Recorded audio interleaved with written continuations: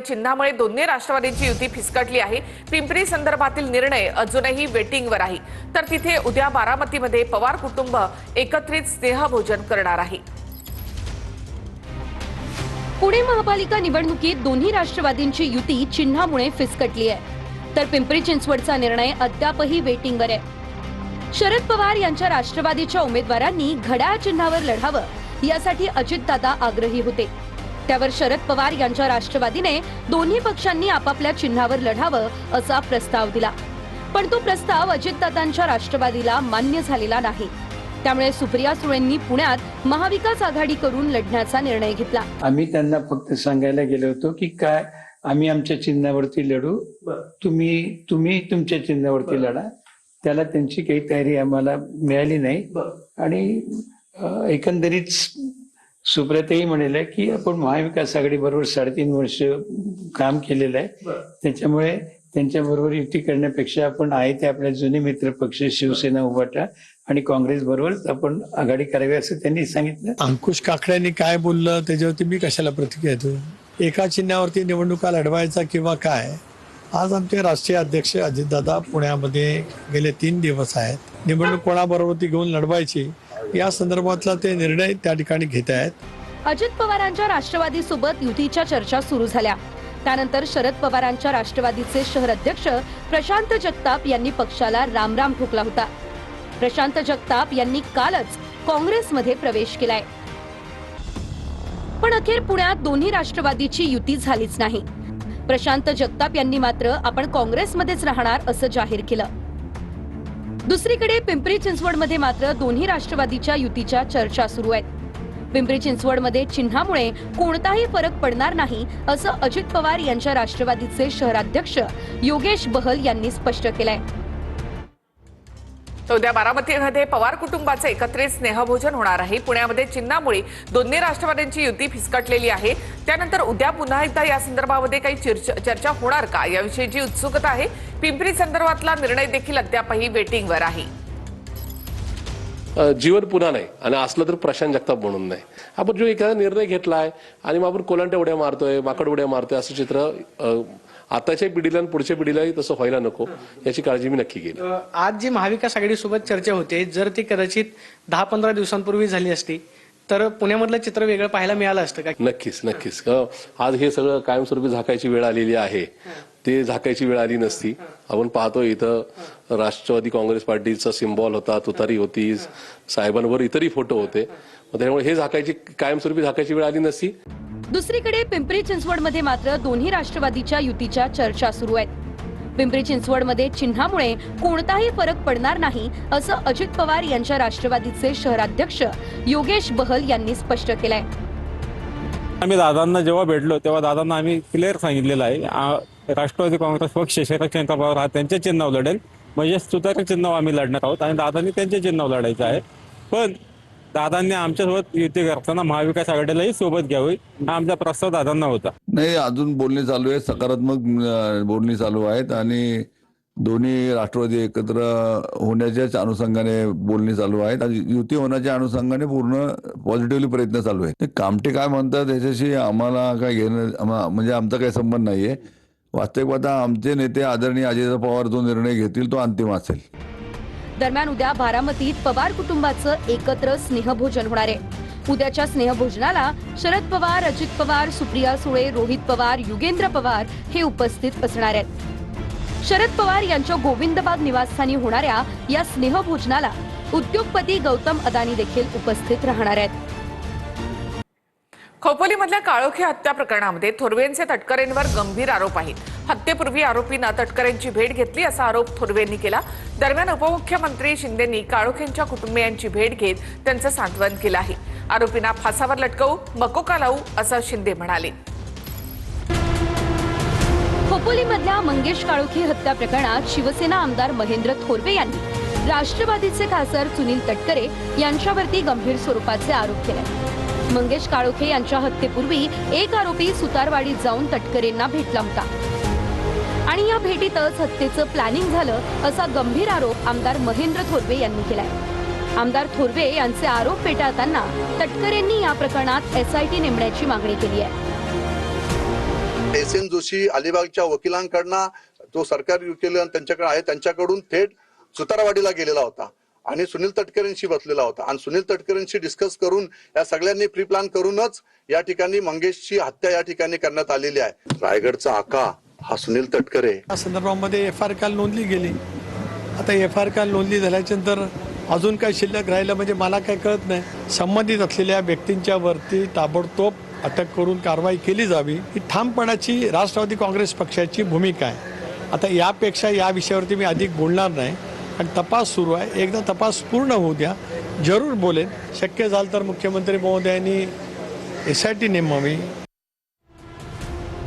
मंगेश काळोखे हे रायगड जिल्ह्यातल्या खोपोली नगरपालिकेतल्या शिवसेनेच्या नवनिर्वाचित नगरसेविका मानसी काळोखे यांचे पती होते. सकाळी 7च्या दरम्यान मंगेश काळोखे आपल्या कारमधून मुलांना शाळेत सोडायला गेले.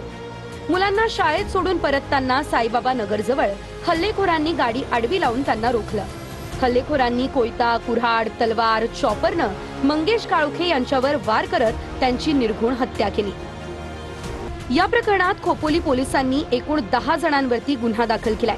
यात रवींद्र देवकर, दर्शन देवकर, धनेश देवकर, सुधाकर घारे, भरत भगत, रवींद्र देवकर यांचा गुप्ता नावाचा बाउन्सर यांच्यासह आणखी अनोळखी आणि 4 जणांवरती गुन्हा दाखल झालाय.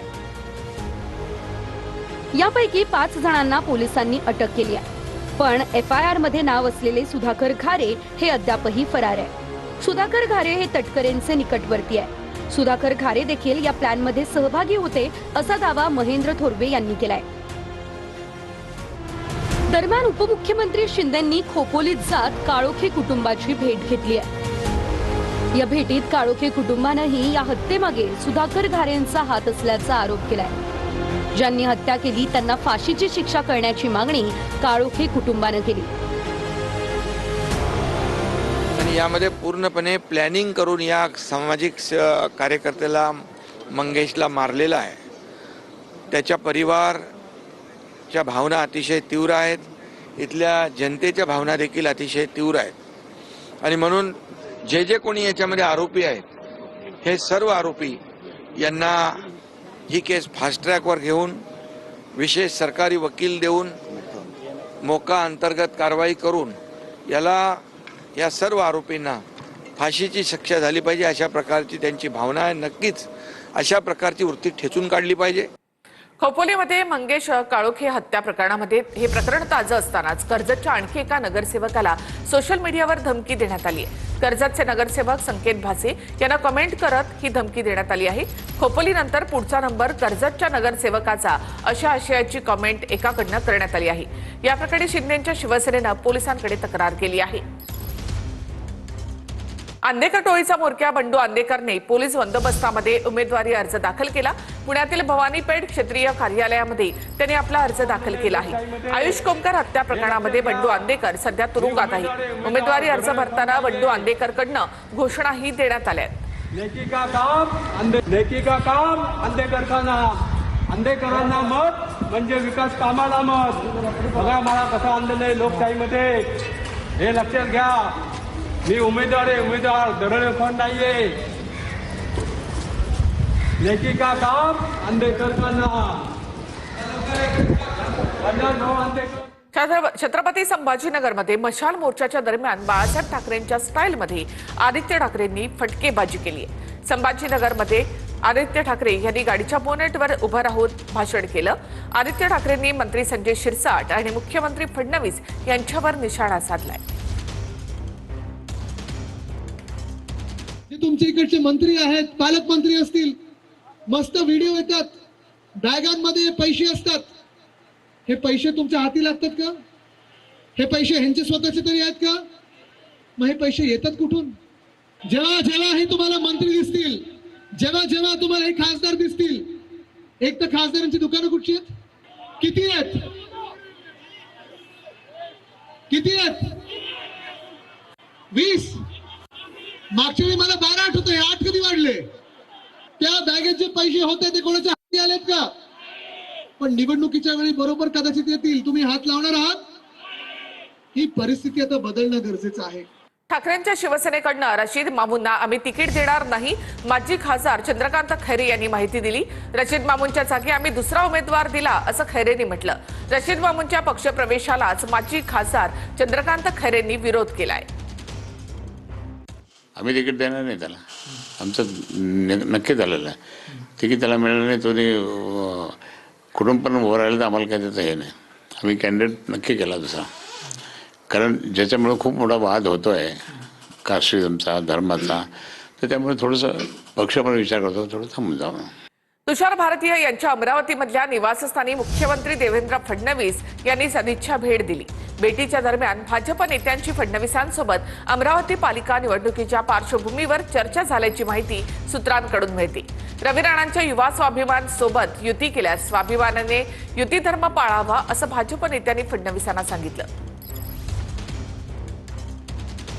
वाटपाच्या संदर्भात अतिशय सकारात्मक चर्चा चाललेली आहे. मला अपेक्षा आहे की लवकरच तो सुटेल. आमचे अध्यक्ष रवींद्र चव्हाण असतील, बावनकुळे साहेब असतील, आशिष शेलारजी, अमित साटमजी आणि प्रत्येक त्या महानगरपालिका क्षेत्रातले आमचे जे प्रमुख लोक आहेत हे चर्चा करतायत. काल रात्री मी माहिती घेतली तर अतिशय सगळीकडे सकारात्मक चर्चा आहे. त्यामुळे युती होईल, महायुती होईल, काही अडचण वाटत नाही. अमरावतीच्या दौऱ्यावर असलेल्या मुख्यमंत्री देवेंद्र फडणवीसांनी भाजप नेते तुषार भारतीय यांची भेट घेतली. यावेळी त्यांच्या घराबाहेर असलेल्या चिमुकल्यांनी मुख्यमंत्री फडणवीसांना फोटो काढण्यासाठी हाक दिली आणि त्यानंतर मुख्यमंत्र्यांनी चिमुकल्यांसोबत फोटो सुद्धा काढला. तर मुख्यमंत्री आज अमरावतीच्या दौऱ्यावर आहेत. या चिमुकल्यांनी तिथे देवेंद्र फडणवीसांना फोटो काढण्यासाठी हाक मारली आणि स्वतः मुख्यमंत्री सुद्धा या मुलांमध्ये या ठिकाणी आले आणि त्यांनी फोटोसाठी अशी पोज दिली.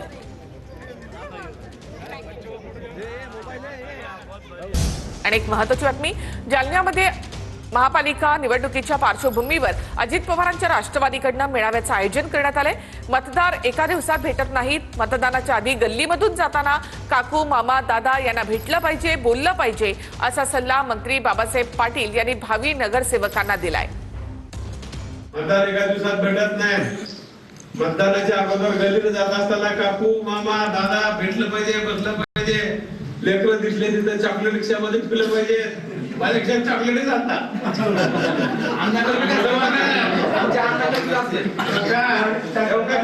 चॉकलेट हे कशासाठी आहे? ज्याला शुगर कमी झालं तर त्याला द्यायसाठी. पहिला मुद्दा. आणि लेकरं छोटे येतात, कॅलेंडर बघितलेले असतात. हेच का बाबासाहेब पाटील, हेच का घड्याळाचा आमदार, त्याला अगोदर चॉकलेट द्यायचं.